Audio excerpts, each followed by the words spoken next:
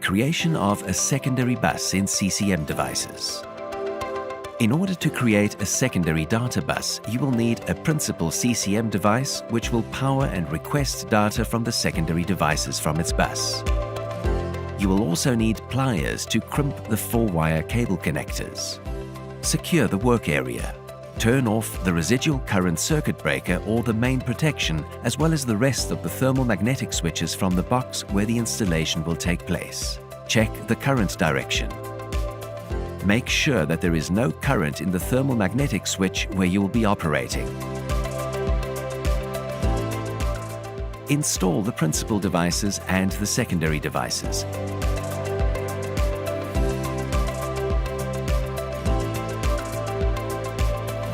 You can find more instructions in the relevant videos on how to install principal and secondary devices. Use one of the cables provided with the principal device or with the secondary devices. The cable has one connector already crimped on one side, which will be connected to the principal device. Use the rest of the separate connectors from the cable bag to link the secondary devices. In order to crimp the rest of the connectors in the 4-wire cable and at the required distance, you need to place the connector with its outside clip or polarity sign on top of the red wire of the 4-wire cable and press firmly on the connector with the pliers until the pins pass through the cable and close the seals.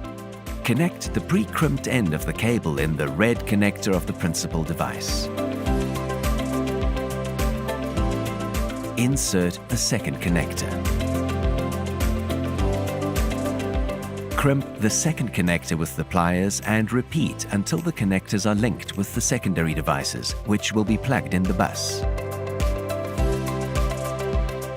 Make sure that you crimp the new connectors at the required distance. Place them along the cable in a way that there is as little gap as possible and connect each connector to the secondary device connector. The 4-wire cable will serve to transfer the data and power the secondary devices.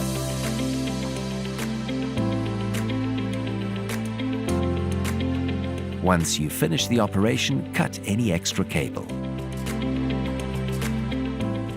Power the distribution box. You will be able to see that without turning the thermal magnetic switches of the secondary devices on, they will turn on as they are powered from the principal device via the cable of the bus.